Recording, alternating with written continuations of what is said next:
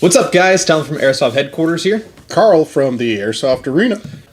Obviously, with the quarantine COVID situation, we've had a lot more free time, and so going over videos or articles and reading kind of a point of discussion that was fairly new and fairly unknown to me, and that's kind of like the subcategorization of rifle setups of battle ready versus battle effective. And with all that reading, I figured that was something that should be brought up to you guys, especially since we see a lot of newer players, and especially the previous month, there's been a huge amount of newer players, which is awesome. However, here in the store, we kind of have a little bit of issue as far as answering any sort of questions that players might have, or maybe questions that players don't know to ask. So this video is just for you guys to kind of get some more in-depth knowledge as far as how you should set your rifle up and kind of what attachments to look for. One thing we will start off with, this is all personal opinion stuff. This is how I like to run things, how Talon likes to run things. Again, this comes under the, there is no right way, there is always a way. Mm-hmm. Just want to make that absolutely clear. Yep. All right.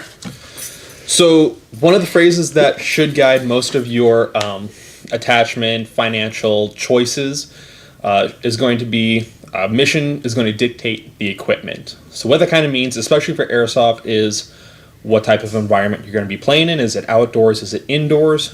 What is the player base that you're going to be playing against? Is it going to be indoor base or outdoor base? And what type of players are you going to be running with? If you do have any sort of team, or if you're just doing any sort of walk-on play, what's kind of the level that you're dealing with within your immediate community, and trying to figure that out and kind of correlating to how you want to set your rifle or pistols up. Another thing to kind of piggyback off that, to use some fun briefing jargon to keep it going. Is it an open play day? Or is it a national level op, or an op of any type versus, as I said, an open play day? Totally different setups for both days. So we're going to kind of go into that as well. Mm-hmm. So one of the first categories that I saw listed on those articles, and mainly a lot of newer players are getting their stuff set up, is going to be the battle ready type of setup. And that's going to be fairly bare bones. You've got the magazines or equipment in order to run with that rifle setup, but it's fairly empty as far as accessories or attachments. But you can still run it and play it. So some examples of a battle ready type of setup are going to be these that we have right here. I've got just a basic KBWA LM4 that's got different stock, different handguard, different grip, and different mock suppressors, just running iron sights. This is the EMG Mark 18. I have iron sights on it. I do have the ability to throw on the Aztec AT2000 tracer unit to help see BBs, but more often than not, I'd run it just like this, bare bones. Throw a battery in, throw a magazine in, and away I go. This is something I would use for walk-on play instead of a large op myself. Mm-hmm. This is probably another thing that I would use more for casual play, for those shorter-based casual games.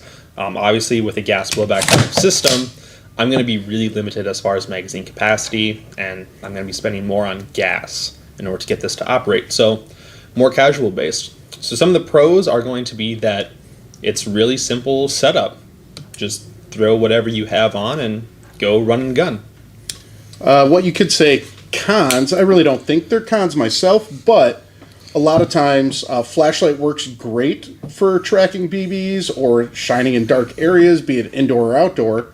At a larger op, I'd probably toss an optic and a flashlight on. That's just me. It's how I like to do things. Mm-hmm. Obviously, I would want those, as well as putting a foregrip on all of my rifle setups. So the cons being that you usually want to throw more stuff onto your rifle setups. It's everyone wants to throw more on. Everyone. Not really me. I'm happy with minimal. So, battle effective. You set up your whatever you're using to cover all your bases, be it indoor, so you're looking at flashlights, outdoor, maybe a magnified optic, an optic of any type, foregrips, bipods, all kinds of stuff. You're kind of prepping your system with any variable able to be handled. Such as this thing. So I set this guy up kind of under the mindset of these airsoft or real firearm YouTuber gun enthusiasts that have to be super preppers, shit hit the fan situations, got to get everything on there that you could operate during the summer, during the rain, during the winter, fighting down a mountain or a desert, yada, yada, yada, yada, yada. And it really is cool looking.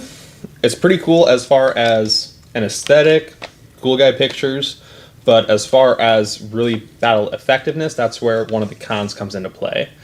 This is a really heavy setup, and over the period of time of playing with it, I really don't have any use for a lot of these things. So like this 3-point sling specifically, I got it because I told it was useful and it was super cool. I ended up using it once, and I take it off right away because I find it to be a little too complex, not really for what I want to do. For me, I actually enjoy 3-point slings. I'm used to them. But, again, that's personal choice. One of the pros of having a rifle setup like this is that you would be able to operate your airsoft rifle in any condition. So, grip for short range, angled grip for medium range, bipod for long range. But we really don't see that to be effective. So, one of the terms that I would like to coin, as well as the setups we like to use, are going to be the battle efficient. So that's more accenting the experience of the player. So you run your system as minimal as possible just to do what you need it to do, and still be able to play and still be able to have fun and still be effective with teamwork, stuff like that. So for how I set my stuff up, I use it both for casual play and mil sims. This is my rifle along that line. I will say this PEC box does absolutely nothing. It just looks cool. More often than not, if I am going to a larger op, I'll take it off because it's extra weight that is absolutely useless. I have a sight and a flashlight, and that's pretty much all I need. I like the foregrip just because I get nice and tight. My flashlight activator is right there, and that's me. I'm pretty much the exact same. Optic, flashlight, foregrip, angled pressure pad, and that's it. Pretty minimal, pretty basic. Does everything that I need it to do. And one of the cons of having a setup like this is you may be limited as far as the different tools that you have readily available. So like on both of our rifle setups, we don't have lasers. So if that's maybe a part of the gameplay or maybe some of the immersions, we just won't have that as an option. So we got to find a way to work around that. And that's pretty easy. And I will say at larger ops, lasers are quite effective at using them to mark things, to point out to other people that aren't seeing exactly what you're seeing. But if you see someone coming out of X building and the guy to your left or your right doesn't see it, you can say, hey, my laser, guy's in that building. Mm-hmm. So it's a good target designator. One note to having a setup like this is that it's super easy, super lightweight. I mean, with this guy, Carl, if you want to grab it. Oh, the hunk. Is that if you are in maybe a simulated firefight or a really complex, stressful situation. Oh, you need to loosen this.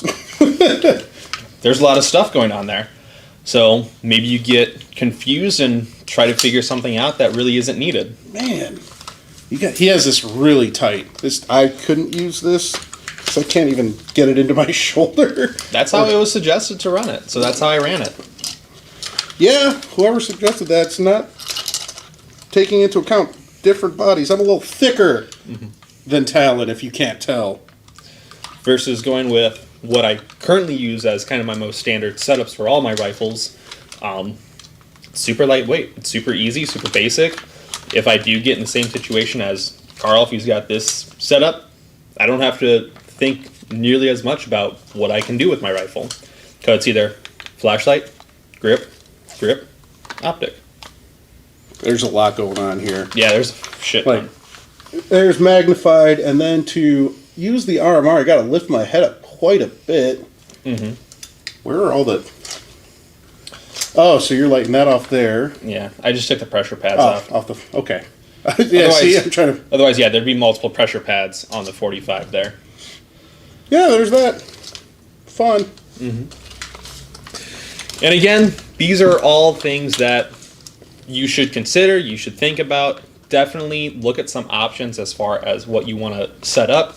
Obviously, some guys are going to prefer to run an angled foregrip versus a vertical grip. Some people are going to prefer magnified optics indoors versus non-magnified outdoors. So eventually you will need to spend a little bit of cash in order to get the setup that you ideally want, as well as try to figure out the brands that you specifically enjoy. It's kind of an arm workout. So if you want to get them swole guns, maybe you want to use a heavier gun. Mm-hmm. Get them gains. It will work the lower back. Yeah, well. Especially if you try to do like that. All right. Of course, you can do whatever you want. It's airsoft.